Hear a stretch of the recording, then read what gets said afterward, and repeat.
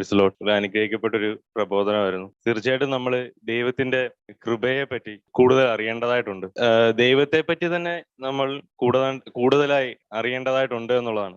പലർക്കും ഈ ദൈവത്തെ അറിയാവുന്നെന്ന് പറഞ്ഞാൽ അനുഗ്രഹങ്ങൾ ചെയ്തു തരുന്ന, രോഗം വന്നാൽ സൗഖ്യം തരുന്ന, പ്രശ്നങ്ങളൊക്കെ മാറ്റി തരുന്ന ഒരു കർത്താവിനെ പറ്റിയേ പലർക്കും ഒരു ഐഡിയ ഉള്ളു. ചിലവർക്ക് ആദ്യമൊക്കെ ദൈവത്തെ പറ്റി, പാപത്തിൽ നിന്ന് രക്ഷിച്ച ഒരു ദൈവത്തെ പറ്റിയും ഒക്കെ ഒരു ഐഡിയ കിട്ടും. കുറെ നാൾ കഴിയുമ്പോൾ അതൊക്കെ അങ്ങ് മാറിപ്പോകുന്നതായിട്ട് നമുക്ക് കാണാൻ കഴിയും. കുറെ കാലം കഴിയുമ്പോൾ അതൊക്കെ ഒരു തുടർച്ചയില്ലാത്ത നിന്നു പോകുന്നതായിട്ട് കാണാൻ കഴിയും. കർത്താവിനെ പറ്റി നമ്മൾ അറിയുന്നെന്ന് പറഞ്ഞു കഴിഞ്ഞാൽ നമ്മൾ വിശ്വാസത്തിൽ വന്ന ആ നിമിഷം തൊട്ട് ഒരു യാത്രയാണ്. അറിഞ്ഞുകൊണ്ടിരിക്കുന്ന ഒരു ലൈഫ് ലോങ് നമ്മൾ ദൈവത്തെ അറിഞ്ഞുകൊണ്ടിരിക്കുക. എല്ലാ വിധത്തിലും അവന്റെ കൃപയെ പറ്റി, അവന്റെ സ്നേഹത്തെ പറ്റിയും, അവന്റെ കരുണയെ പറ്റിയും, അവന്റെ ക്യാരക്ടറിനെ പറ്റിയും എല്ലാം, അവന്റെ അത്ഭുതങ്ങളെ പറ്റിയും എല്ലാം, നമ്മൾ അവന്റെ ഡിവൈൻ നേച്ചറിനെ പറ്റിയും എല്ലാം നമ്മൾ അറിഞ്ഞുകൊണ്ടേയിരിക്കും ഓരോ സമയങ്ങളിലും. അത് തുടർമാനമായി സംഭവിക്കുന്ന ഒരു കാര്യമാണ്. ഒരു നിമിഷം തുടങ്ങി ഒരു നിമിഷം തീരുന്നില്ല. ഞാൻ മനസ്സിലാക്കുന്നത് നിത്യതയിൽ ചെന്നാലും നമ്മൾ ദൈവത്തെ അറിഞ്ഞുകൊണ്ടിരിക്കും എന്നുള്ളതാണ്. കാരണം അവന്റെ ഇൻഫിനിറ്റി, അവന്റെ മനസ്സിലാക്കാൻ കഴിയാത്ത നേച്ചർ, അത് നമ്മൾ അറിഞ്ഞുകൊണ്ടിരിക്കും എന്നുള്ളതാണ്. മടുക്കാതെ വേണം നമ്മൾ അറിഞ്ഞുകൊണ്ടിരിക്കും എന്നുള്ളതാണ് ഞാൻ മനസ്സിലാക്കുന്ന ഒരു കാര്യം.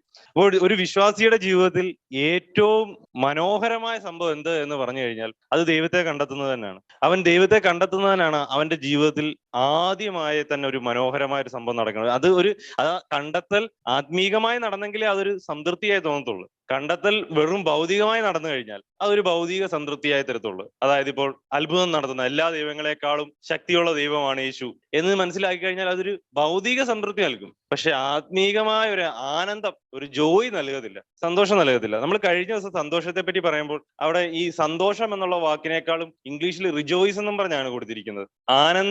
ആനന്ദം എന്നുള്ള രീതിയിലാണ്. അപ്പോൾ ദൈവത്തെ കണ്ടെത്തുമ്പോൾ ഒരാൾക്ക് ആദ്യം മനസ്സിലാക്കുന്നത് ഈ ആനന്ദമാണ്. ഞാൻ കർത്താവിനെ കണ്ടെത്തുന്ന, അല്ലെങ്കിൽ ഞാൻ കണ്ടെത്തിയതല്ല, കർത്താവ് എന്നെ തെരഞ്ഞെടുത്തത് കൊണ്ട് ഞാൻ കാണാനിടയായതാണ്. എല്ലാവരും അങ്ങനെ തന്നെയാണ്. നമ്മളെ തെരഞ്ഞെടുത്തത് കൊണ്ട് നമ്മൾ കാണാനിടയാകുന്നതാണ്. അപ്പോൾ ഞാൻ കർത്താവിനെ കാണുന്ന നിമിഷത്തിൽ എനിക്ക് ഭൗതികമായ ഒരു അത്ഭുതവും നടന്നില്ല.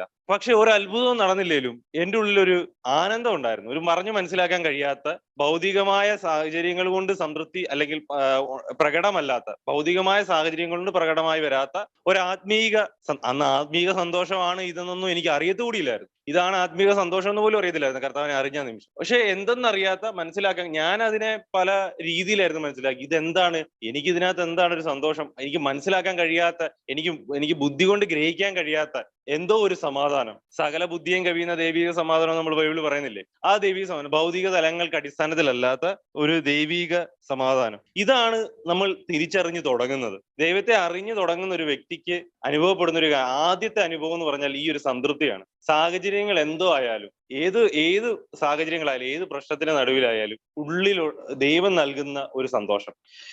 അതുപോലെ തന്നെ ഇത് നമ്മുടെ രക്ഷാകരമായ വിശ്വാസത്തിന്റെ ഒരു പ്രത്യേകതയും കൂടെയാണ്. നമ്മൾ യഥാർത്ഥമായ ഒരു രക്ഷാകരമായ വിശ്വാസമാണ് നമ്മളുടെ ഉള്ളിലുള്ളതെങ്കിൽ നമുക്ക് പ്രശ്നങ്ങളുടെ പരിഹാരമൊക്കെ ഉണ്ടായാൽ തന്നെയും നമുക്ക് ഒരു ബോധ്യം വരും, ഈ പരിഹാരം ഒന്നും അല്ല കാരണമെന്നും, ഇത് പ്രശ്നങ്ങൾ നാളെയും വരുമെന്നും, ഇതിനൊക്കെ അപ്പുറം എന്തോ ഒന്ന് ദൈവം എനിക്ക് നൽകുന്നുണ്ട് എന്നുള്ള ഒരു ചെറിയൊരു തിരിച്ചറിവ് ആ വിശ്വാസത്തിന്റെ ആദ്യ കാലഘട്ടങ്ങളിൽ ഉണ്ടാവും. ഈ തിരിച്ചറിവ് കാലക്രമേണ ആത്മാവ് നൽകുന്ന വെളിപ്പാടിനനുസരിച്ച് വർദ്ധിച്ചുകൊണ്ടിരിക്കും. ഇവിടെ അല്ല, താൽക്കാലികമായ ജീവിതം അല്ല. ഇപ്പം ആരോ അങ്കിളാ പറഞ്ഞ വീണ് കിടക്കുന്നുവെങ്കിൽ നശിക്കുന്നില്ല. അപ്പോൾ വീണ് കിടക്കുന്നുവെങ്കിലും നശിക്കുന്നില്ല എന്ന് പറയുമ്പോൾ അത് ഒരു ആത്മീയ ജീവിതത്തെ പറ്റി, ഒരു ആത്മീയന്റെ ജീവിതമാണ് അവിടെ കാണിക്കുന്നത്. മരുഭൂമിയിൽ വെച്ച് ദൈവം മോശയോട് സംസാരിക്കുമ്പോൾ, ആദ്യമായി ദൈവം മോശയോട് സംസാരിക്കുമ്പോൾ ഒരു ബേണിംഗ് ബുഷിൽ നിന്നാണ് സംസാരിക്കുന്നത്, അല്ലെ? ഒരു കത്തുന്ന മുൾപ്പടപ്പാണ്. ആ മുൾപ്പടപ്പിന്റെ ഒരു പ്രത്യേകത, അത് ചാരമാകത്തില്ല, പക്ഷെ കത്തിക്കൊണ്ടിരിക്കുകയാണ്. അവിടെ തന്റെ ലൈഫ് ലോങ്, ആ ജീവിതം മുഴുവനുമാണ് അവിടെ ഒരു വിഷനായിട്ട് താൻ കാണുന്നത്. തന്റെ ജീവിതത്തിൽ മുഴുവനും താൻ അവിടെ എരിയുകയാണ്, പക്ഷെ ഇല്ലാതാകുന്നില്ല എന്നുള്ള ഒരു ലോങ് വിഷനാണ് അവിടെ ഒരു ഒറ്റ നിമിഷം കൊണ്ട് മോശം അവിടെ കാണുന്നത്. ജഡത്തിൽ എരിയുകയാണ്, പക്ഷെ ഇല്ലാതാകുന്നില്ല. കാരണം ജഡത്തിലെ കഷ്ടതകൾ കൊണ്ട് ഇല്ലാതാക്കാൻ കഴിയാത്ത, ചാരമാക്കാൻ കഴിയാത്ത ഒരു ആത്മീക ജീവൻ, അല്ലെങ്കിൽ അതാണ് ഒരു വിശ്വാസിയുടെ ജീവിതം എന്ന് പറഞ്ഞു കഴിഞ്ഞാൽ. അത് സാഹചര്യങ്ങൾ കഷ്ടങ്ങൾ കൂടുമ്പോൾ ഇല്ലാതായി തീരുന്ന വിശ്വാസമല്ല നമ്മുടെ ഉള്ളിൽ. കഷ്ടങ്ങൾ തീരുമ്പോൾ നഷ്ടപ്പെട്ടു പോകുന്ന സ്നേഹബന്ധമല്ല നമ്മുടെ ഉള്ളിലുള്ളത്. ക്രിസ്തുവിന്റെ യഥാർത്ഥ ജീവനുള്ളിലുള്ള ഒരാൾക്കാണെങ്കിൽ ഏത് കഷ്ടതയുടെ നടുവിലും ആ സ്നേഹം വർദ്ധിച്ചു വരുത്തേയുള്ളൂ. കാരണം ദൈവത്തിന്റെ ആ പ്രസൻസിന് പകരം വെക്കുവാൻ ലോകത്തിൽ ഒന്നിനും കഴിയത്തില്ല. എത്ര വലിയ കഷ്ടതയുടെ നടുവിലും ഈ പ്രസൻസ് നമുക്ക് അത്യാനന്ദവും സമാധാനവും നൽകും. കാരണം ക്രിസ്തുവിന്റെ ജീവൻ നമ്മുടെ ഉള്ളിൽ ഉള്ളതുകൊണ്ട്, അവനിൽ ജീവൻ ഉണ്ടായിരുന്നു, ജീവൻ മനുഷ്യരുടെ വെളിച്ചമായിരുന്നു. അപ്പോൾ ക്രിസ്തുവിന്റെ വെളിച്ചം നമ്മുടെ ഉള്ളിൽ ഉണ്ട് എങ്കിൽ ആ വെളിച്ചത്തെ ഇരുട്ടിന് കീഴടക്കുവാൻ കഴിയത്തില്ല. വെളിച്ചമോ ഇരുളിൽ പ്രകാശിക്കുന്നു, ഇരുളോ അതിനെ പിടിച്ചടക്കുന്നില്ല. ഇതെന്റെ ലൈഫിൽ ഞാൻ എക്സ്പീരിയൻസ് ചെയ്തിട്ടുള്ള ഒരു കാര്യം കൂടെയാണ്. അതുകൊണ്ടാണ് ചില ആൾക്കാർ പിന്നെ ഈ കഷ്ടങ്ങൾ പിന്നെയും വരണമെന്ന് ആഗ്രഹിക്കുന്നത്. കാരണം ആ കഷ്ടതയുടെ അതത്ര ശരിയാണെന്ന് ഞാൻ പറയുന്നില്ല, എങ്കിലും ചില ആൾക്കാർ ആ കഷ്ടത പിന്നെയും വരണമെന്ന് ആഗ്രഹിക്കുന്നത് കാരണം ആ കഷ്ടതയുടെ നടുവിലൂടെ ചില ദൈവത്തിന്റെ ആ പ്രസൻസ് അവർ അനുഭവിച്ചിട്ടുണ്ട്. സമൃദ്ധിയിൽ ഇരുന്ന് അത്ര കണ്ട് അനുഭവിക്കാൻ പലപ്പോഴും ആൾക്കാർക്ക് കഴിഞ്ഞിട്ടുമില്ല. അപ്പോൾ ഞാൻ പറഞ്ഞു വരുന്നത്, ദൈവം നമുക്ക് നൽകുന്ന ആത്മീയമായി നമ്മൾ അവനെ അറിയുന്നത് തന്നെയാണ് ഏറ്റവും വലിയ സംതൃപ്തിയും സന്തോഷവും ഒരു വിശ്വാസിയുടെ ജീവിതത്തിൽ നടക്കുന്ന ഏറ്റവും മനോഹരമായ അവസ്ഥയും. അതെല്ലാ സാഹചര്യങ്ങളും ദൈവത്തിന്റെ മുഖം കാണുവാൻ എനിക്ക് ഇടയാകുന്നുണ്ടെങ്കിൽ അതിൽ പരം മനോഹരമായ ഒരു പ്രക്രിയ, ഒരു പ്രവൃത്തി അവന്റെ ജീവിതത്തിന് നടക്കാനില്ല എന്നുള്ളതാണ്. കാരണം അതാണ് അവന് സംതൃപ്തി നൽകുന്നത്. ഇപ്പൊ ചിലര് ഈ പറയുന്ന ദൈവത്തിന്റെ അത്ഭുതങ്ങൾ മാത്രമേ കണ്ടിട്ടുള്ളൂ, അതിന് മുമ്പിലേക്ക് ദൈവത്തെ അറിയുന്നില്ല, ആത്മീയമായി അറിയുന്നില്ല. അതുകൊണ്ടാണ് ചില സമയങ്ങളിൽ ഈ അത്ഭുതങ്ങൾ നടക്കാതെ വരുമ്പോൾ നമ്മൾ പലരും വിഷമിച്ചു പോകുന്നത്. പിന്മാറി പോയേക്കാം എന്നൊക്കെയുള്ള ഒരു തോന്നൽ വരുന്നത് ഈ അത്ഭുതങ്ങൾ നടക്കാതെ വരുമ്പോൾ. എന്തുകൊണ്ടാണ് ദൈവത്തെ അറിയത്തില്ല? ഈ അത്ഭുതങ്ങളുടെ അടിസ്ഥാനത്തിലുള്ള ഒരു ദൈവത്തെ അറിയാവുന്നത്. അത്ഭുതം നടന്നില്ലെങ്കിൽ ദൈവം ഇല്ല എന്നാണ് അവർ വിശ്വസിക്കുന്നത്. ആത്മാവിൽ ദൈവത്തെ അറിയാൻ കഴിയുന്നില്ല. അപ്പോൾ ആത്മാവിൽ ദൈവത്തെ അറിയുന്നില്ല എങ്കിൽ, ആത്മാവിൽ ദൈവത്തെ നമുക്ക് അറിയാൻ കഴിയുന്നില്ല എങ്കിൽ അത് നമ്മളെ ഒരു മുന്നോട്ട് നയിക്കത്തില്ല. അത് ഈ ഇസ്രായേൽ ജനങ്ങളുടെ കൂട്ട് അവർ ആ മരുഭൂമിയിൽ പട്ടുപോയതുപോലെ അവരുടെ അവസ്ഥയെ വരത്തുള്ളൂ. അവരുടെ വിശ്വാസം താൽക്കാലികം മാത്രമായിരുന്നു. അവരുടെ കഷ്ടതയിൽ അവർ മരുഭൂമിയിൽ പെട്ടുപോയി. പക്ഷേ മോശ കണ്ടിറങ്ങിയത് എന്താണ്? മോശ കണ്ടിറങ്ങിയ വിഷൻ വേറേതാണ്. അവൻ ദൈവത്തെ അറിയുന്തോറും മോശ പറയുന്നു, ദൈവത്തോട് പറയുന്ന, ദൈവമേ എനിക്ക് നിന്നെ നേരിട്ടൊന്ന് കാണണം, നിന്റെ മഹത്വം മുഴുവനെ കാണണം. കാരണം ആ ദൈവത്തെ അറിയുന്ന അവസ്ഥ ദൈവത്തെ കൂടുതൽ അറിയാനുള്ള ഒരു ആഗ്രഹത്തിലേക്കാണ് മോശയെ കൊണ്ടുപോയത്. നമ്മൾ സ്വാഭാവികമായി ലോകത്തിന്റെ സമ്പത്താണ് അറിയുന്നെങ്കിൽ ലോകത്തിന്റെ സുഖങ്ങൾ കൂടുതൽ അറിയാനും അന്വേഷിക്കാനും നമുക്ക് തോന്നത്തുള്ളൂ. ദൈവം നൽകുന്നത് ലോകത്തിന്റെ സുഖം നൽകുന്നതായിട്ട് തോന്നി ആ സുഖത്തിന് അതിലേക്ക് ക്രേവിങ്സ് ഉണ്ടാക്കാനായിട്ട്, അതിലേക്ക് കൂടുതൽ ദാഹം ഉണ്ടാക്കാനേ തോന്നത്തുള്ളൂ. ഈ ലോകത്തിന്റെ പ്രത്യേകത അതാണ്. അതിന്റെ ഇഷ്ടങ്ങൾ, അത് തരുന്ന സുഖങ്ങൾ നമുക്ക് കൂടുതൽ അത് അന്വേഷിക്കാനുള്ള ഒരു ത്വരയിലേക്കാണ് നമ്മളെ കൊണ്ടുവന്നത്. അത് കണ്ടിട്ട് ഇറങ്ങിയെങ്കിൽ നമുക്ക് അതിനോടായിരിക്കും ദാഹം കൂടുതൽ. പക്ഷെ ദൈവത്തിന്റെ ജീവൻ കണ്ടിറങ്ങിയ മോശയ്ക്ക് അതിനോടായിരുന്നു ദാഹം കൂടുതൽ. ഒരു വിശ്വാസിയുടെ ജീവിതത്തിൽ ആദ്യം നടക്കണമെന്നും വളരെ പ്രധാനമായിട്ട് നടക്കേണ്ട ഒരു കാര്യമാണ് ദൈവത്തെ അറിയുക എന്നുള്ളതാണ്. അപ്പൊ ഞാൻ പറഞ്ഞു, ദൈവത്തെ അറിയുക എന്നുള്ള ഒരു നിമിഷം കൊണ്ട് നടക്കുന്നതല്ല, അത് നമ്മുടെ കാലക്രമേണ നമ്മുടെ ജീവിതത്തിൽ നടക്കുന്നതാണ്. ഇപ്പൊ ദൈവത്തെ അറിയുക എന്ന് പറഞ്ഞാൽ തന്നെ യേശുക്രിസ്തു ദൈവമാണെന്ന് അറിയാം, അതൊരറിവാണ്.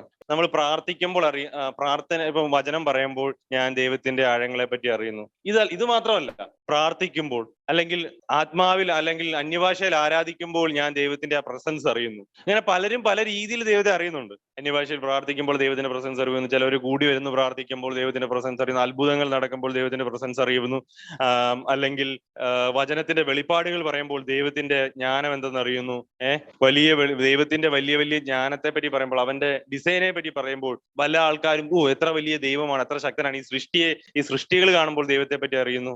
ശരിയാണ്, ഇങ്ങനെയൊക്കെ നമുക്ക് ദൈവത്തെ അറിയാൻ കഴിയും. പക്ഷെ ഇതിനേക്കാൾ അപ്പുറം ദൈവത്തെ പേഴ്സണലി അവന്റെ ഹൃദയം അറിയുന്ന അറിവാണ് പ്രധാനപ്പെട്ട അറിവെന്ന് പറഞ്ഞു കഴിഞ്ഞാൽ. വ്യക്തിപരമായി ഞാനും ദൈവവും മാത്രമായി അറിയുന്ന ഒരു അറിവുണ്ട്. അത് എന്റെ ഉള്ളിൽ ഓരോ ദിവസവും എന്റെ ഉള്ളിൽ ഇൻക്രീസ്ഡ് ആയി വരുന്ന ഒരു അറിവാണ്. ദൈവത്തെ പേഴ്സണലി അറിയുന്ന, അവൻ എന്നെ അറിയുകയും ഞാൻ അവനെ അറിയുകയും ചെയ്യുന്ന ഒരു അവസ്ഥ. ഇതാണ് ഒരു വിശ്വാസിയുടെ ജീവിതത്തിൽ വർദ്ധിച്ചു വരേണ്ട, പ്രോഗ്രസ് ഉണ്ടാകേണ്ട ഒരു കാര്യം എന്ന് പറഞ്ഞു. ദൈവത്തെ അറിയുക എന്നുള്ളത്, ഞാൻ പറയില്ല, ആദ്യ കാലഘട്ടങ്ങളിൽ എങ്ങനെയൊക്കെയായിരുന്നു അറിഞ്ഞിരുന്നത്? ആദ്യ കാലഘട്ടങ്ങളിൽ സുവിശേഷം കേട്ടപ്പോൾ അല്ലെങ്കിൽ പ്രാർത്ഥനയിൽ ഇരുന്നപ്പോഴും പല ശുശ്രൂഷകളിലൂടെയും പല കൃപാവരങ്ങളുടെ ശുശ്രൂഷകളിലൂടെയും ഒക്കെ നമ്മൾ അറിയപ്പെടും. ഇതിലൂടെ എല്ലാം ദൈവത്തെ നമ്മൾ അറിയുന്നുണ്ട്. പക്ഷെ ഒരു പ്രോഗ്രസ് ഉണ്ടാവും. വ്യക്തിപരമായി ഞാൻ ദൈവത്തെ അറിയുന്ന ഒരു അവസ്ഥയുണ്ട്. ദൈവത്തിന്റെ ഹൃദയം അറിയുന്ന ആ ഒരു പ്രോഗ്രസിലേക്കാണ് നമ്മൾ വരേണ്ടത്. നമ്മൾ ദൈവത്തെ വ്യക്തിപരമായി തിരിച്ചറിയുന്ന വിധത്തിലേക്കുള്ള ഒരു വളർച്ച. ഞാനും ദൈവവും മാത്രമുള്ള ദൈവത്തിന് മുന്നിൽ എന്റെ ഹൃദയം വെച്ചിട്ട് അവന്റെ ഹൃദയം അന്വേഷിക്കുന്ന, അവന്റെ ഹൃദയം അറിയുന്ന ഒരവസ്ഥ. അതായത് ദാവീദ് സങ്കീർത്തനങ്ങൾ എഴുതുമ്പോൾ നമുക്ക് മനസ്സിലാക്കാൻ, ദാവീദ് ദൈവത്തിന്റെ ഹൃദയം കൂടുതൽ അറിഞ്ഞിരുന്നു. പ്രവാചകന്മാരൊക്കെ പറയുന്നതിന് മുമ്പേ ദാവീദ് പറയുകയാണ് പുതിയ നിയമത്തിന്റെ വെളിപ്പാടുകൾ. അപ്പോൾ അത് ദാവീദ് ദൈവത്തിന്റെ, നിന്റെ മുഖം അന്വേഷിക്കാൻ ഒരു കൽപ്പന നിങ്കിൽ നിന്ന് വന്നിരിക്കുന്നു, നീ എന്റെ മുഖത്തെ നിന്നിൽ നിന്ന് മറക്കരുത്. ഓരോ ദിവസവും ഓരോ ഡേയും സെക്കൻഡ് ബൈ സെക്കൻഡ് ദാവീദ് ദൈവത്തിന്റെ മുഖം അന്വേഷിക്കുകയാണ്, അവന്റെ ഹൃദയം അന്വേഷിക്കുകയാണ്. അത് ഭയങ്കര സാറ്റിസ്ഫൈ ചെയ്യുന്നത്. നമ്മുടെ പ്രാണനെ തൃപ്തിപ്പെടുത്തുവാൻ ഇതിന് മാത്രമേ കഴിയത്തുള്ളൂ. ഈ വെള്ളം കുടിക്കുന്നവനൊക്കെ പിന്നെയും ദാഹിക്കും. ഞാൻ തരുന്ന വെള്ളം കുടിക്കുന്നവനോ ഒരു നാളും ദാഹിക്കില്ല. ലോകത്തിന്റെ വെള്ളം കുടിക്കുന്നവർ, ലോകത്തിന്റെ അനുഗ്രഹങ്ങൾ, നിങ്ങളുടെ കാലിന്റെ രോഗസൗഖ്യം വന്നാൽ നാളെയും രോഗം വരും. മരിച്ചവർ ഉയർത്തെഴുന്നേറ്റാൽ നാളെയും മരിക്കും. പണത്തിന്റെ ബുദ്ധിമുട്ട് വന്നു കഴിഞ്ഞാൽ നാളെയും പണം, കാരണം നിശ്ചയമില്ലാത്ത ധനമാണ്, അത് നാളെയും പോകും. സമ്പത്ത്, മാനം, ഇതെല്ലാം മാറും. ലോകത്തിന്റെ ഗ്ലോറി, നിങ്ങൾക്ക് ലോകം തന്ന ഗ്ലോറി, അതായത് നിങ്ങളുടെ ബിസിനസ്സിലൂടെ നിങ്ങൾക്ക് കിട്ടിയ മാനം, നിങ്ങളുടെ പ്രസിദ്ധിയിലൂടെ, നിങ്ങളുടെ ശുശ്രൂഷയുടെ പ്രസിദ്ധിയിലൂടെ നിങ്ങൾക്ക് കിട്ടിയ മാനം, ഗ്ലോറി, ഇതെല്ലാം നശിക്കും. പക്ഷെ നശിച്ചു പോകാത്തൊരു മഹത്വവും നശിച്ചു പോകാത്ത ഒരു കാര്യവും കർത്താവിന്റെ ജീവനിൽ നിന്ന് നമുക്ക് ലഭിക്കുന്ന, അവന്റെ കൃപമേൽ നമ്മുടെ മേൽ വ്യാപരിക്കുന്ന ദൈവകൃപയും അവന്റെ തേജസ്സുമാണ്. അവന്റെ മുഖത്തുള്ള തേജസ് നശിച്ചു പോകത്തില്ല. അത് അത് അത് നമ്മളിൽ ഒരിക്കലും കെട്ടുപോകുന്നതല്ല, നശിച്ചു പോകുന്നതല്ല. അപ്പോൾ ഈ കെടാത്തൊരു കാര്യം ആണ് നമ്മൾ ഗെയിൻ ചെയ്യേണ്ടതും അന്വേഷിക്കേണ്ടതുമായ. നശിച്ചു പോകുന്നതിന് വേണ്ടി നമ്മൾ ആകുലപ്പെടേണ്ട കാര്യമില്ല. അപ്പോൾ ഒരു വിശ്വാസിയെ സംബന്ധിച്ച് ഇത് തിരിച്ചറിയുന്നത് തന്നെ ഒരു വലിയ തിരിച്ചറിവാണ്. കാരണം ഇതിലൊന്നും അല്ല കാര്യം. ഇതിൽ കർത്താവ് തരുന്ന ആത്മീയ ദാനങ്ങൾ, അവന്റെ ജീവനാണ് പ്രധാനം. അവന്റെ ഇഷ്ടങ്ങൾ ചെയ്ത് അവനിൽ സംതൃപ്തി അണയുന്നതാണ് എനിക്ക് ഏറ്റവും ഉത്തമം എന്ന് തിരിച്ചറിയുന്നതാണ് ഒരു വിശ്വാസിയുടെ ഏറ്റവും വലിയ, അവനിലുള്ള രക്ഷാകരമായ ഫെയ്ത്ത് ആണെന്ന് തെളിയിക്കുന്ന ഏറ്റവും വലിയ കാര്യം അത് തന്നെയാണ്. ദൈവത്തിന്റെ ഇഷ്ടം അന്വേഷിച്ച് അറിയുന്നതാണ് എന്റെ ജീവിതത്തിലെ ഏറ്റവും പ്രധാനപ്പെട്ടതും സംതൃപ്തി ഉള്ളതും കാര്യം എന്ന് തിരിച്ചറിയുന്നത് തന്നെ ഏറ്റവും വലിയ പ്രധാനപ്പെട്ട. അപ്പോൾ അവൻ ഓരോ ദിവസവും ദൈവത്തിന്റെ ഇഷ്ടം അന്വേഷിക്കാൻ തുടങ്ങും, ദൈവത്തിന്റെ ഹൃദയം അന്വേഷിക്കാൻ തുടങ്ങും. അപ്പോൾ ഇതെങ്ങനെയാണ് ഉണ്ടാകുന്നത്? ഇത് ഗ്രാജുവലി ആണ് ഉണ്ടാകുന്നത്. ഇത് നമ്മൾ ഓരോ ദിവസവും നമ്മുടെ ഉള്ളിലെ ദൈവത്തിന്റെ ആത്മാവിനാൽ നമ്മുടെ ഉള്ളിൽ ഈ ഒരു റിലേഷൻഷിപ്പ്, ആത്മാവിനാലുള്ള ഈ പേഴ്സണൽ റിലേഷൻഷിപ്പ് വളരെ അത്യാവശ്യമാണ്. പേഴ്സണൽ പ്രയർ, നിങ്ങൾ വ്യക്തിപരമായിരുന്ന് ദൈവത്തോടിരുന്ന് പ്രാർത്ഥിക്കുകയും ദൈവത്തിൽ നിന്ന് കേൾക്കുകയും വേണം എന്നുള്ളത് വളരെ പ്രധാനപ്പെട്ട കാര്യമാണ്. നമ്മൾ വ്യക്തിപരമായി ദൈവത്തോട് അറിയാം. ദൈവം പഴയ നിയമത്തിൽ നോക്കിയാൽ നമുക്ക് മനസ്സിലാകും. ദൈവം ഓരോരുത്തരുടെ പേരെടുത്താ വിളിക്കുന്നത്. എബ്രഹാം, ഇസഹാക്ക്, യാക്കോബ്, അല്ലെ? അതുപോലെ ഓരോരുത്തരെയും പേര് കർത്താവ് എടുത്തു പറയുന്നുണ്ട്. അതുപോലെ തന്നെ നമ്മളെ ഓരോരുത്തരും നമ്മൾ വ്യക്തിപരമായി ദൈവം നമ്മളെ അറിയുന്നുണ്ട്, നമ്മളും ദൈവത്തെ അറിയണം. അത് വളരെ ആവശ്യമാണ്. നമ്മളൊരു ക്രൗഡിന്റെ ഇടയ്ക്ക് നിന്ന് ദൈവത്തെ അറിയുന്നതല്ല, ഒരു ആരാധനയുടെ നടുക്കിരുന്ന് ദൈവത്തെ അറിയുന്നതല്ല, ഒരു മധ്യസ്ഥ പ്രാർത്ഥനയുടെ ഇടയ്ക്ക് നിന്ന് ദൈവത്തെ അറിയുന്നതല്ല, ഒരു അന്യഭാഷയുടെ ആരാധന, അതൊന്നും അല്ല.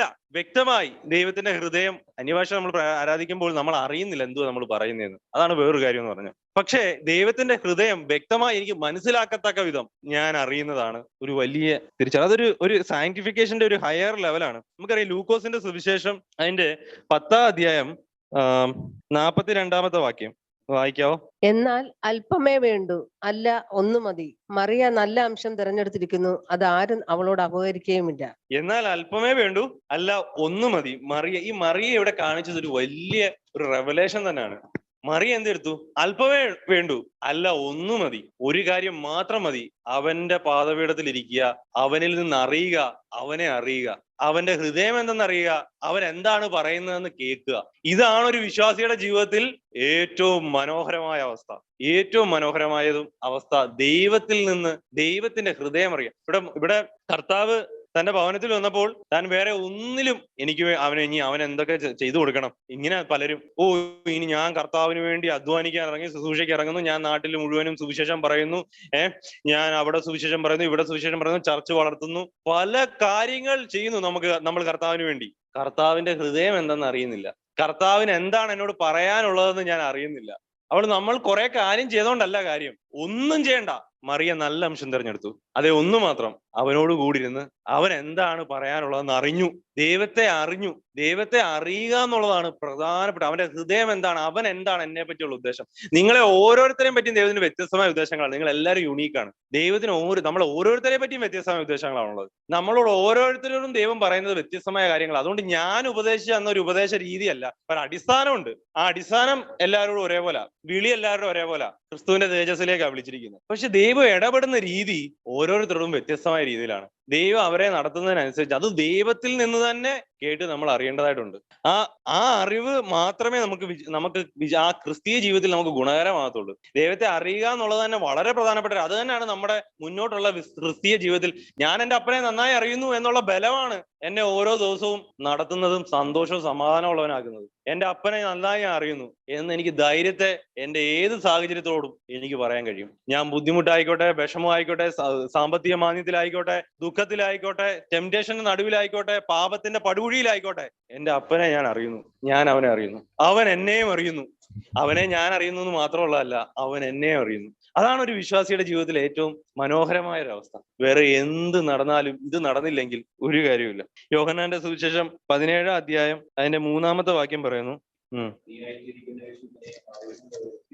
ഏകസത്യ ദൈവമായ നിന്നെയും നീ അയച്ചിരിക്കുന്ന യേശുക്രിസ്തുവിനെ അറിയുന്നത് തന്നെ നിത്യജീവൻ. ഇപ്പൊ ഈ നിത്യജീവൻ എന്ന് പറഞ്ഞു കഴിഞ്ഞാൽ തന്നെ ആ ജീവൻ നമ്മുടെ ഉള്ളിൽ വന്ന് ദൈവത്തെ അറിയുന്ന ഒരു അവസ്ഥയാണത്. ഈ അറിവ് നമ്മുടെ ഉള്ളിൽ ഒരു ട്രാൻസ്ഫോർമേഷൻ നടത്തുന്നുണ്ട്. ദൈവത്തെ അറിയുന്നതോറും ഒരു വ്യക്തിക്ക് ഒരുപാട് ചേഞ്ചസ് ഉണ്ടാവും. കാലങ്ങൾ അവൻ ദൈവത്തെ അറിയുന്തോറും അവന്റെ ഉള്ളിൽ ചേഞ്ചസ് വന്നുകൊണ്ടേയിരിക്കും. അവൻ പല കാര്യങ്ങളിൽ നിന്നും വിട്ടു. അവന്റെ സന്തോഷം മാറി, അവന്റെ സംതൃപ്തി മാറി, അവന്റെ ഇഷ്ടങ്ങൾ മാറി, അവന്റെ ആഗ്രഹങ്ങൾ മാറി, എല്ലാം മാറിക്കൊണ്ടേയിരിക്കും, ചേഞ്ച് ആയിക്കൊണ്ടേയിരിക്കും. അപ്പോൾ ദൈവത്തെ ഒരാൾ മനസ്സിലാക്കുന്തോറും അയാളുടെ ഒരു ട്രാൻസ്ഫോർമേഷനൂടെ നടക്കും. അറിയുന്തോറും ഒരു വിശുദ്ധീകരണം, സത്യത്താലുള്ള ഒരു വിശുദ്ധീകരണം. ഏക സത്യ ദൈവം, ആ ദൈവത്തെ പറ്റി അറിയുന്നത് നമ്മളുള്ളിൽ നിത്യജീവനായി. അത് നമ്മുടെ ഉള്ളിൽ ആ നിത്യജീവനിലൂടെയാണ് നമ്മൾ അറിയുന്നത്, ജീവനിലൂടെയാണ് അറിയുന്നത്. ഇപ്പൊ ഇവിടെ ഈ അറിവിനെ നിത്യജീവനെ പറയുന്നത് എന്തുകൊണ്ടാണ്? ഏക സത്യ ദൈവമായി നിന്നെയും നിന്നെ അയച്ചിരിക്കുന്ന യേശുക്രിസ്തുവിനെയും അറിയുന്നത് തന്നെ നിത്യജീവനാകുന്നു. അപ്പോൾ ഈ അറിവ് അതെങ്ങനെ വരുന്നത്? ദൈവത്തിന്റെ ആത്മാവിനാൽ തന്നെയാണ് വരുന്നത്. ആ അറിവ് തന്നെ നിത്യജീവനിലേക്ക് പോകുന്നത്. അതായത് നിത്യജീവനിലേക്കുള്ള നീരുറവയായി, അത് ആ ഒരു ഫ്ലോ, ഒരു വാട്ടറായി, ഒരു നദിയായി ഒഴുകി ഓരോ ദിവസവും വർദ്ധിച്ചുകൊണ്ടിരിക്കുന്ന. ആദ്യമേ അത് അറിഞ്ഞത് ഒരു സ്പ്രിങ്, ഒരു ഉറവ പോലെയായിരുന്നു. അത് പതിയെ പതിയെ പതിയെ പതിയെ വളർന്ന് ആ അറിവ് വളർന്ന് ദൈവത്തെ പറ്റി ആഴമായി അറിഞ്ഞ് ഒരു നദിയായി അത് മാറും. ഇതാണ് ഒരു പ്രോഗ്രസീവ് ക്രിസ്ത്യൻ ലൈഫ് എന്ന് പറഞ്ഞു കഴിഞ്ഞാൽ. ദൈവത്തെ പറ്റി അറിയുന്നതാണ് വർദ്ധിക്കുന്നത്. അവന്റെ ഹൃദയങ്ങൾ അറിയുന്നതാണ്, അവന്റെ ഹൃദയം അറിയുന്നതാണ്. ഇതാണ് ദൈവം ആഗ്രഹിക്കുന്നത്. എന്റെ മക്കൾ എന്നെ അറിയണം എന്നുള്ളതാണ് ദൈവം ആഗ്രഹിക്കുന്ന ഒരു പ്രധാനപ്പെട്ട കാര്യം. എന്റെ മക്കൾ എന്നെ അറിയണം, ഞാൻ അവരെ അറിയുന്നു. എന്റെ ആടുകൾ എന്റെ ശബ്ദം കേൾക്കുന്നു, ഞാൻ അവയെ അറിയുന്നു, അവ എന്നെയും. അപ്പോൾ ഈ തിരിച്ചറിവ് നമ്മുടെ ഉള്ളിൽ ഓരോ ദിവസവും പ്രോഗ്രസ് ഉണ്ടാക്കണം. പേഴ്സണലി നമ്മൾ ദൈവത്തെ അറിയണം എന്നുള്ളത് വളരെ പ്രധാനപ്പെട്ട ഒരു കാര്യമാണ്. മത്തായിയുടെ സുവിശേഷം 7:21 പറയുന്നു, ഇനി ഞാൻ പറഞ്ഞതുപോലെ പ്രധാനപ്പെട്ട ഒരു കാര്യമാണ്. നമ്മൾ ദൈവത്തെ അറിയുന്നു, അനേകർ ക്രിസ്തു ദൈവമാണെന്ന് അറിയുന്നു. പക്ഷെ ക്രിസ്തു എവരെയൊക്കെ അറിയുന്നുണ്ടോ എന്നുള്ളതാണ് വേറെ ഒരു കാര്യം.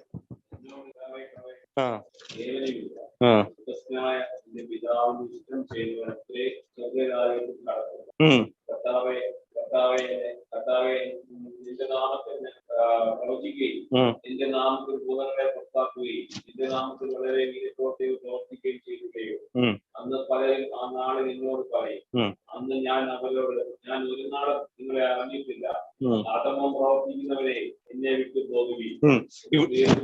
ഇവിടെ കർത്താവിനെ അവരെ അറിയുന്നുണ്ടല്ലേ? കർത്താവിനെ അവരെ അറിയുന്നുണ്ട്, പക്ഷെ കർത്താവ് അവരെ അറിയുന്നില്ല. ഇതാണ് വളരെ പ്രധാനപ്പെട്ടത്. നമ്മൾ കർത്താവിനെ അറിയുന്നുണ്ടോ എന്നുള്ളതല്ല, കർത്താവിന് നമ്മളെ അറിയാൻ കഴിയുന്നുണ്ടോ എന്നുള്ളതാണ്. ഈ കർത്താവിന് നമ്മളെ അറിയാൻ കഴിയത്തില്ല, ദൈവത്തിന് നമുക്ക് എല്ലാവരും അറിയാം. പക്ഷെ ഇവിടെയുള്ള അറിവ് എന്ന് പറഞ്ഞു കഴിഞ്ഞാൽ ഒരു സ്പിരിച്വൽ അറിവാണ്. ആത്മാവിൽ അവനെ അറിയുന്നത് നിത്യജീവനാണെന്ന് പറയുന്നുണ്ടല്ലോ. ഈ ആത്മാവ് ജീവൻ ഉള്ളിൽ വന്ന് ക്രിസ്തുവിലൂടെ ദൈവം നമ്മളെ അറിയുന്നതിനെയാണ് യഥാർത്ഥമായ അറിവ് എന്ന് ദൈവം കാണുന്നത്. ഞാൻ നിങ്ങളെ അറിയുന്നില്ല എന്ന് പറയുന്നത്, ഇവിടെ പറയുന്നത് ഞങ്ങൾ നിന്റെ നാമത്തിൽ പ്രവചിക്കുകയും ഭൂതങ്ങളെ പുറത്താക്കുകയും വളരെ വീര്യപ്രവർത്തികളും ചെയ്തു.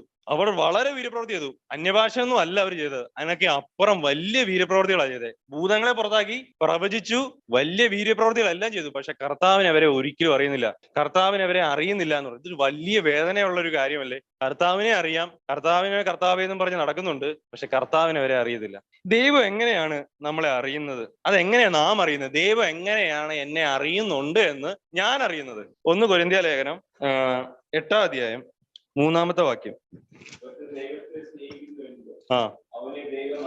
ഒരുത്തൻ ദൈവത്തെ സ്നേഹിക്കുന്നുവെങ്കിലോ അവനെ ദൈവം അറിഞ്ഞിരിക്കുന്നു. അപ്പോൾ ദൈവം നമ്മളെ അറിയുന്നുണ്ട് എന്ന് ഉറപ്പെന്താണ്? ദൈവത്തെ നമ്മൾ സ്നേഹിക്കുന്നതാണ് ദൈവം നമ്മളെ അറിയുന്നുണ്ട് എന്നുള്ളതിന്റെ തെളിവ്. അപ്പോൾ ഈ ബൈബിൾ പറയുന്ന സ്നേഹവും, ഞാൻ സ്നേഹിക്കുന്നുണ്ട് സഹോദരൻ, ഞാൻ പ്രാർത്ഥിക്കുന്നുണ്ട്, സ്തോത്ര കാഴ്ച കൊടുക്കുന്നുണ്ട്, ആരാധിക്കുന്നുണ്ട്, കണ്ണുനീരൊക്കെ വാർക്കുന്നുണ്ട്, ഇതൊന്നും അല്ല സ്നേഹം. അവന്റെ ഇഷ്ടത്തിന് വേണ്ടി സ്വന്തം പുത്രൻ തന്റെ ജീവനെ കൊടുത്ത ആ സ്നേഹത്തെ തെളിയിച്ചു തന്നു. ഇത് തന്നെയാണ് സ്നേഹം എന്ന് പറഞ്ഞു കഴിഞ്ഞാൽ. പിതാവിന്റെ ഇഷ്ടം അന്വേഷിച്ച് എന്റെ ഇഷ്ടം ഉപേക്ഷിക്കുന്നതാണ് ആ സ്നേഹം തെളിവാകുന്നത്. തെളിയിക്കപ്പെട്ട സ്നേഹം, മരണം അനുഭവിക്കാത്ത ഒരു സ്നേഹവും തെളിയിക്കപ്പെട്ട സ്നേഹമല്ല. അതായത് ഞാൻ മരിച്ചു, കർത്താവെ അങ്ങയുടെ ഇഷ്ടം നടക്കട്ടെ, എന്റെ ഏത് സാഹചര്യവും ആയിക്കോട്ടെ, ഞാൻ ബുദ്ധിമുട്ടിലായിക്കോട്ടെ, പ്രയാസത്തിലായിക്കോട്ടെ, രോഗത്തിലായിക്കോട്ടെ, സാമ്പത്തിക ബുദ്ധിമുട്ടിലായിക്കോട്ടെ, എന്തും ആയിക്കോട്ടെ, അങ്ങയുടെ ഇഷ്ടം നടക്കണം. അങ്ങയുടെ ഇഷ്ടം എന്താണ് അത് അന്വേഷിച്ച് അതിനെന്റെ ഹൃദയം സമർപ്പിക്കുന്നതാണ് ദൈവത്തിനോട് എനിക്ക് ഇഷ്ടമുണ്ട് എന്ന് തെളിയിക്കപ്പെടുന്നത്. അല്ലാത്ത ഇഷ്ടങ്ങളൊന്നും, അല്ലാത്ത സ്നേഹങ്ങളൊന്നും തെളിയിക്കപ്പെട്ട സ്നേഹമല്ല. അപ്പോൾ ഏത് തിയോളജി ആയിക്കോട്ടെ, ഏത് പഠനം ആയിക്കോട്ടെ, ഏത് ഉപദേശം ആയിക്കോട്ടെ, നിങ്ങളെ ഈ വ്യക്തിപരമായ ദൈവത്തിനുള്ള ബന്ധത്തിലേക്ക് എത്തിക്കുന്നില്ല എങ്കിൽ ഇതെല്ലാം വേസ്റ്റ് ആകട്ടോ. ഇതൊന്നും ഒരു കാര്യമില്ല. ഈ പഠനവും തിയോളജിയും അറിയലും വേദശാസ്ത്രത്തിന്റെ ആഴങ്ങളെ അറിയുന്നതും എല്ലാം ദൈവത്തെ നിങ്ങൾ വ്യക്തിപരമായി ഇമോഷണലായും കൂടെ വേണം നമ്മൾ ദൈവത്തെ അറിയുന്നത്. അത് ഒരു ആത്മീക ഇമോഷനാണ്, ജഡീക ഇമോഷണൽ അല്ല. ആത്മാവാണ്, ദൈവത്തിന് ഇമോഷൻസ് ഇല്ലേ? ഇമോഷൻസ് ഉണ്ട്. എന്നാൽ നമ്മൾ ഫ്ലഷ്ലി നമ്മൾ ഇമോഷണൽ ആകാറുണ്ട് അല്ലെ? നമ്മുടെ ജഡത്തിന്റെ ദുഃഖങ്ങൾക്കനുസരിച്ച് നമ്മൾ ദുഃഖപ്പെടാറുണ്ട്. ആത്മാവിനൊരു ദുഃഖമുണ്ട്, ആത്മാവിനൊരു സന്തോഷമുണ്ട്. ആ സന്തോഷത്തിലാണോ എന്റെ കൂട്ടായ്മ? ആ ആത്മാവിന്റെ ദുഃഖത്തിലാണോ എന്റെ കൺസേൺ? അതോ എന്റെ ഫ്ലഷിന്റെ ദുഃഖത്തിലാണോ എന്റെ കൺസേൺ? ഇതൊക്കെ വിവേചിച്ചറിയുന്നത് ഈ ഒരു പ്രോഗ്രസ്സിലാണ്, ഈ അറിവിന്റെ പ്രോഗ്രസ്സിലാണ്.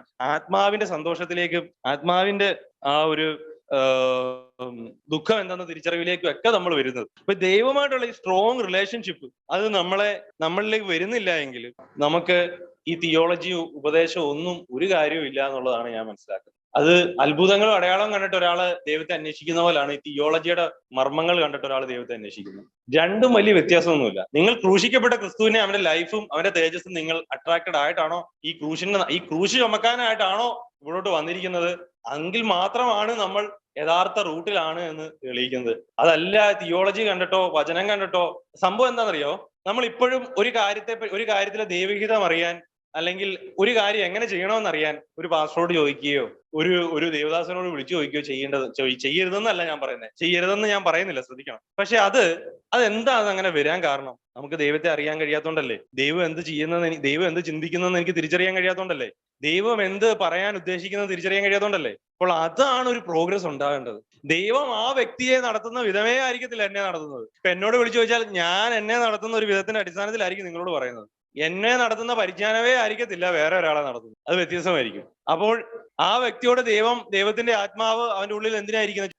ദൈവത്തിന്റെ ആത്മാവ് അവന് പറഞ്ഞു കൊടുക്കേണ്ടതായിട്ടുണ്ട്. അവൻ ദൈവത്തിന്റെ ആത്മാവിൽ നിന്ന് പ്രാപിക്കേണ്ടതായിട്ടുണ്ട്. ആ ശബ്ദം കേൾക്കേണ്ടതായിട്ടുണ്ട്. അതുകൊണ്ട് പറഞ്ഞ ആരും നിങ്ങളെ ഉപദേശിക്കേണ്ടില്ല. ദൈവത്തിൽ നിന്ന് ലഭിച്ച അഭിഷേകം നിങ്ങളുടെ ഉള്ളിൽ ഇരിക്കുന്നു എന്ന് പറയുന്നത്. ആ അഭിഷേകത്തോടുള്ള കൂട്ടായ്മ, തിരിച്ചറിവ്, അറിവ്, അപ്പോൾ അത് ഒരു മനുഷ്യനിൽ നിന്ന് ലഭിക്കുന്ന അറിവിനേക്കാൾ ആഴമേറിയതും നിങ്ങളെ നിത്യമായ ജീവനിലേക്ക് നടത്തിപ്പാൻ കഴിവുള്ളതുമായിരിക്കും ആ അറിവ്. ഈ പൊട്ടക്കിണറുകൾ അവർക്ക് തന്നെ ക്രിസ്തുവിന്റെ ജീവനിൽ നിന്നാണ് അവർ പ്രാപിച്ചിരിക്കുന്നത്. അപ്പൊ അവരുടെ അടുത്തേക്ക് നമ്മൾ ചെന്ന് കഴിഞ്ഞാൽ എന്തെങ്കിലും കാര്യമുണ്ടോ? ഞാൻ പറയുന്നത് നമ്മൾ ജ്ഞാനം അല്ലെങ്കിൽ ഒരു കാര്യത്തെ പറ്റിയുള്ള അഭിപ്രായം ചെല്ലുന്നതിനെ പറ്റി അല്ല ഞാൻ പറയുന്നത്.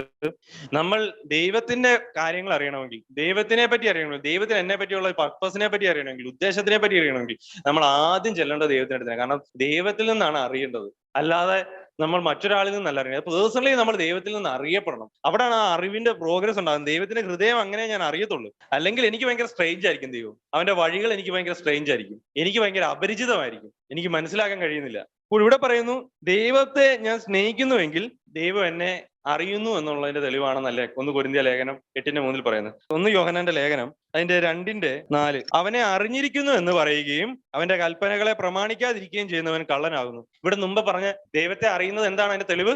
ഞാൻ ദൈവത്തെ സ്നേഹിക്കുന്നു എന്നുള്ളതാണ് തെളിവ്. ഇനി ദൈവത്തെ അറിഞ്ഞു എന്ന് പറയുകയും കൽപ്പനകളെ പ്രമാണിക്കാതിരിക്കുകയും ചെയ്യുന്നവൻ കള്ളവനാകുന്നു. എന്താണ് ഇവിടെ പറയുന്ന ഒരു പ്രധാനപ്പെട്ട കൽപ്പന? യോഹന്നാന്റെ ലേഖനം പറയുന്ന പ്രധാനപ്പെട്ട കൽപ്പന സ്നേഹമാണ്. അപ്പോൾ ദൈവത്തെ അറിഞ്ഞിരുന്നു എന്ന് പറയുന്നത് ദൈവത്തോട് സ്നേഹമില്ല എങ്കിൽ, അതുപോലെ തന്നെ പിതാവിന്റെ സ്നേഹത്തിൽ വസിച്ച് ഞാൻ അവന്റെ കൽപ്പനകളെ നിവർത്തിച്ചതുപോലെ നിങ്ങളും എന്നിൽ വസിച്ച് കൽപ്പനകളെ നിവർത്തിപ്പാനല്ലേ പറയുന്നത്? ആ സ്നേഹത്തിൽ വസിച്ച്, സ്നേഹത്തിൽ വേരൂന്നി, സ്നേഹത്തിൽ അടിസ്ഥാനത്തിൽ ജീവിക്കുന്ന ആ ജീവിതമാണ് എന്താ പറയുന്നത്? ദൈവത്തെ അറിഞ്ഞുള്ള ജീവിതവും കൽപ്പനകൾ നിവർത്തിച്ചുള്ള ജീവിതവും. അപ്പോൾ ദൈവത്തെ ഒരാൾ അറിയുന്നത് ആത്മാവിനാലാണെന്ന് നമ്മൾ അറിഞ്ഞു. ആ ആത്മാവിനാലുള്ള അറിവ് അയാളുടെ ഉള്ളിൽ ഉണ്ടാക്കുന്ന ഒരു പ്രോഗ്രസ് ഈ സ്നേഹമാണ്. ദൈവസ്നേഹത്തിലുള്ള വർധനമാണ് ഉണ്ടാക്കുന്നത്. ദൈവത്തോട് സ്നേഹം വർദ്ധിക്കുന്നതാണ്. ആ ദൈവത്തോടുള്ള സ്നേഹത്തിന്റെ വർധനവ് അവനിൽ പ്രമാണങ്ങളെ നിവർത്തിക്കുന്നു എന്നാണ് പറയുന്നത്. അവന്റെ പാപത്തെ അവനിൽ നിന്ന് നീക്കം ചെയ്യുന്നു, ഇഷ്ടത്തെ നീക്കം ചെയ്യുന്നു. എന്റെ ഹൃദയത്തിന്റെ ഇഷ്ടങ്ങളല്ല ഞാൻ ചെയ്യുന്നത്. എനിക്ക് സ്നേഹം തോന്നുന്ന, എനിക്ക് ഏറ്റവും സ്നേഹം തോന്നുന്ന ആ ആളുടെ ഇഷ്ടമേ ഞാൻ ചെയ്യത്തുള്ളൂ. എന്റെ ജീവൻ വരെ ഞാൻ അയാൾക്ക് കൊടുക്കാൻ തയ്യാറാണ്. പുത്രൻ പിതാവിനെ സ്നേഹിച്ച് സ്വന്തം ജീവനെ വെച്ച് കൊടുത്തതുപോലെ നമ്മളും ആ സ്നേഹത്തിലേക്കാണ്, സ്വന്തം ജീവനെ വെച്ച് കൊടുക്കുന്നത്. അതേ സ്നേഹത്തിലേക്കാണ് ദൈവസ്നേഹം നമ്മളെ എത്തിക്കുന്നത്. ദൈവത്തെ നമ്മൾ യഥാർത്ഥമായി സ്നേഹിക്കുന്നുണ്ടെങ്കിൽ, അവന്റെ ജീവൻ നമ്മുടെ ഉള്ളിൽ ഉണ്ടെങ്കിൽ ആ സ്നേഹത്തിലേക്കാണ് നമ്മൾ എത്തപ്പെടുന്നത്. 1 യോഹന്നാന്റെ ലേഖനം അതിന്റെ 3:6 പറയുന്നു, അവനിൽ വസിക്കുന്നവൻ ആരും പാപം ചെയ്യുന്നില്ല, പാപം ചെയ്യുന്നവൻ ആരും അവനെ കണ്ടിട്ടില്ല, അറിഞ്ഞിട്ടുമില്ല. ഇവിടെ അത് തന്നെയല്ലേ പറയുന്നത്, പാപം ചെയ്യുന്നവൻ ആരും അവനെ കണ്ടിട്ടില്ല, അറിഞ്ഞിട്ടുമില്ല. അവനിൽ വസിക്കുന്നവൻ, ആ ദൈവ സ്നേഹത്തിൽ വസിക്കുന്ന കാര്യമാണ് ഇവിടെ പറയുന്നത്. ദൈവസ്നേഹത്തിൽ വസിക്കുന്ന ഒരു വ്യക്തി പാപം ചെയ്യുന്നില്ല. കാരണം സ്നേഹം സകല നിയമങ്ങളെ, സകല നീതിയെ നിവൃത്തീകരിച്ചിരിക്കുന്നു. ഇനി പിന്നെ പാപം എങ്ങനെ ചെയ്യപ്പെടുന്നത്? അപ്പൊ സ്നേഹത്തോടെ ഒരാൾ നിയന്ത്രിക്കപ്പെടുമ്പോൾ, സ്നേഹത്താൽ നിയന്ത്രിക്കപ്പെടുമ്പോഴൊന്നും അയാളിൽ പാപമില്ല. ദൈവസ്നേഹം നിയന്ത്രിക്കപ്പെടുമ്പോഴൊന്നും അയാളിൽ പാപമില്ല. ഗലാത്യ ലേഖനം 4:9 പറയുന്നു, ഇപ്പോഴോ ദൈവത്തെ അറിഞ്ഞും വിശേഷാൽ ദൈവം നിങ്ങളെ അറിഞ്ഞുമിരിക്കെ നിങ്ങൾ പിന്നെയും ബലഹീനവും ദരിദ്രവുമായ പടങ്ങളിലേക്ക് തിരിഞ്ഞ് അവയ്ക്ക് പുതുതായി അടിമപ്പെടുവാൻ ഇച്ഛിക്കുന്നത് എന്ത്? അപ്പോൾ നമ്മൾ കണ്ടു, ദൈവത്തെ അറിയുന്നതിനെ പറ്റി നമ്മൾ പറഞ്ഞു, ദൈവം നമ്മളെ അറിഞ്ഞതിനെ പറ്റിയും അറിയുന്നതിനെ പറ്റിയും നമ്മൾ കണ്ടു. ദൈവം നമ്മളെ അറിഞ്ഞു എന്നുള്ളതിന്, ദൈവം നമ്മളെ അറിഞ്ഞിരിക്കുന്നു എന്നുള്ളതിന് നമ്മൾ അവനെ സ്നേഹിക്കുന്നതാണ് തെളിവാകുന്നതെന്ന് ഞാൻ പറഞ്ഞു. ഈ ഗലാത്യ ലേഖനം 4:9 പറയുന്നത്, ഇപ്പോഴോ ദൈവത്തെ അറിഞ്ഞും വിശേഷാൽ ദൈവം നിങ്ങളെ അറിഞ്ഞിരിക്കെ, ഈ ദൈവം അറിഞ്ഞിരിക്കെ പിന്നെ നിങ്ങൾ എന്തിനാ ഈ ആദ്യ പാഠങ്ങളിലേക്ക് തിരിഞ്ഞു പോകുന്നതാ പറയുന്നത്. എന്താ സംഭവിച്ചെന്നറിയോ? മുമ്പ് പറഞ്ഞ പോലെ അവർ ആത്മാവിൽ തുടങ്ങിയിട്ട് ജഡത്തിലേക്ക് പതിയെ പോയി. അവർ ആത്മാവിൽ ദൈവത്തെ അറിഞ്ഞിരുന്നു, പതിയെ ജഡീകമായി അറിയാൻ തുടങ്ങി. അപ്പോഴെന്താ ചെയ്തേ? അവർക്ക് സംഭവിച്ചേ, ദൈവത്തിന്റെ ഇഷ്ടം എന്തെന്നും ദൈവം എങ്ങനെയാണ് അവരെ നടത്താൻ ഉദ്ദേശിക്കുന്നതെന്നും അവർ തെറ്റിപ്പോയി അതിൽ നിന്ന്. അപ്പോൾ ദൈവത്തെ അറിയാതിരിക്കുമ്പോൾ ഉണ്ടാകുന്ന ഒരു വലിയ പ്രശ്നം എന്താണ്? നമ്മൾ ദൈവത്തിന്റെ പദ്ധതികളിൽ നിന്ന് തെറ്റിപ്പോകും എന്നുള്ളതാണ്. ദൈവത്തിന്റെ ഇഷ്ടങ്ങളിൽ നിന്ന് തെറ്റിപ്പോകും. നമ്മൾക്കിപ്പോൾ ഒരു തിയോളജിക്കൽ ഉറപ്പുണ്ടായതുകൊണ്ട് നമ്മൾ ഒരു ചർച്ചിന്റെ ഒരു വഴികളിലേക്ക് നമ്മളിപ്പോൾ പോകുന്നുണ്ട്. പക്ഷേ വ്യക്തിപരമായി ദൈവം നിങ്ങളെ നടത്തുന്ന ഒരു പരിജ്ഞാനത്തിന്റെ വഴിയുണ്ട്. അത് നമ്മൾ ആത്മാവിനാൽ അവനെ അറിയുന്തോറുമേ നമുക്ക് ഡിസേൺ ചെയ്യാൻ കഴിയത്തുള്ളൂ. ആത്മാവിനെ അനുസരിച്ച് നടന്നെങ്കിലേ നമുക്കത് മനസ്സിലാക്കാൻ കഴിയത്തുള്ളൂ, അല്ലെങ്കിൽ നമുക്കത് മനസ്സിലാക്കാൻ കഴിയത്തില്ല. അതുകൊണ്ട് ഇവിടെ ഇവർക്ക് പറ്റിയ അതേ പ്രശ്നം നമുക്ക് പറ്റും. നമ്മൾ ജഡീകമായി കൂടി വരുന്നു, തിയോളജി വായിക്കുന്നു, വചനം പറയുന്നു, കറക്റ്റായിട്ട് ഉപദേശം കേൾക്കുന്നു, ആരാധന കൂടുന്നു എന്നുള്ളതല്ലാതെ നമുക്ക് ദൈവമായിട്ട് ഒരു ബന്ധവുമില്ല. ദൈവത്തിന്റെ ഇഷ്ടം അറിയത്തുമില്ല, ദൈവത്തെ അറിയത്തുമില്ല. നമ്മൾ ഒരിക്കലും ദൈവത്തെ അറിയാത്തവരെ പോലെ ആയിത്തീരും പതിയെ പതിയെ പതിയെ. എങ്ങനെ? പേഴ്സണലി ദൈവത്തെ അറിയാത്തവരായി പോകും. നമ്മൾ ആരാധന കൂടുമ്പോൾ അറിയുന്നുണ്ട്, അന്യഭാഷ പ്രാർത്ഥിക്കുന്നുണ്ട്, ഇപ്പൊ അറിയുന്നുണ്ടായിരിക്കും അന്യഭാഷ പ്രാർത്ഥിക്കുന്നുണ്ടെങ്കിൽ, പ്രാർത്ഥനയ്ക്ക് കൂടുമ്പോൾ അറിയുന്നുണ്ട്, വചനത്തിന്റെ മർമ്മങ്ങൾ പറയുമ്പോൾ അറിയുന്നുണ്ട്. പക്ഷെ വ്യക്തിപരമായി എനിക്ക് ഒരു ബന്ധവുമില്ല. അത് നമ്മളെ ഈ തെറ്റായ വഴിയിലേക്ക് പതിയെ നയിച്ചുകൊണ്ട് പോകും. യോഹന്നാന്റെ സുവിശേഷം 15:4 പറയുന്നു, എന്നിൽ വസിപ്പിൻ, ഞാൻ നിങ്ങളിൽ. ഈ ദൈവത്തിന്റെ പരിജ്ഞാനത്തിൽ അറിയുന്നത് തന്നെ ഒരു ദൈവത്തിന്റെ പരിജ്ഞാനത്തെ തിരിച്ചറിയുന്നത് തന്നെ അവനെ അറിയുന്നതിന്റെ ഭാഗമാണ്. ദൈവത്തിന്റെ പരിജ്ഞാനത്തെ തിരിച്ചറിയുന്നത് അവനെ അറിയുന്നതിന്റെ ഭാഗം തന്നെയാണ്. അതുപോലെ തന്നെ അവനിൽ വസിക്കുന്നതും, അവിടെ അബൈഡ് എന്ന വാക്കിന്റെ അർത്ഥം ലിവിങ് എന്നുകൂടെ ഉണ്ട് അർത്ഥം. ഇത് പഴയ ഒരു വേർഡാണ് അബൈഡ്. അതിന് ലിവിങ് എന്നുള്ള അർത്ഥമുണ്ട്. അതായത് ജീവിക്കുക, വസിക്കുക എന്നുള്ളത് പോലെ തന്നെ ജീവിക്കുക എന്നുള്ള അർത്ഥമുണ്ട്. ജീവിക്കുക എന്ന് പറഞ്ഞാൽ എന്താണ്? എനിക്ക് ആ മരം വളരുന്നതിന്റെ കാരണം ആ മരത്തിന് കീഴില് മണ്ണുണ്ട്, അതിനകത്ത് ജീവാംശങ്ങള്, മിനറൽസും എല്ലാം ഉണ്ട്. അപ്പൊ അത് ആ വേര് അതിൽ നിന്ന് ഒബ്സർവ് ചെയ്തിട്ടാണ് അത് ജീവിക്കുന്നത്. ഇതുപോലെ തന്നെ ക്രിസ്തുവിൽ വേരൂന്നി നമ്മൾ ജീവിക്കാനാണ് ഇവിടെ പറയുന്നത്. അപ്പോൾ ജീവിക്കുന്നത് ആരുടെ തിരിച്ചറിഞ്ഞുകൊണ്ടാണ്? ഈ ജീവിക്കുന്നത് ഒരു അറിവ് തന്നെയാണ്. ഈ ജീവിതവും ഒരറിവ് തന്നെയാണ്. ദൈവത്തെ അറിയുകയാണ്. ജീവനിൽ വേരൂന്നി കായ്ച്ച് ജീവന്റെ ഫലങ്ങൾ. അപ്പൊ എന്നെ കാണുന്ന ഒരു വ്യക്തി എന്റെ ഫലങ്ങൾ അവർ ഭക്ഷിക്കുമ്പോൾ, അവർ അനുഭവിക്കുമ്പോൾ അവർ ദൈവത്തെ അറിയുകയാണ്. എന്നെ അറിയുന്നവർ ദൈവത്തെ അറിയുകയും കൂടെ ചെയ്യും. അല്ലേ? അവിശ്വാസികൾ എങ്ങനെ ദൈവത്തെ അറിയുന്നേ? നമ്മളിലൂടെ അല്ലേ അറിയുന്നേ.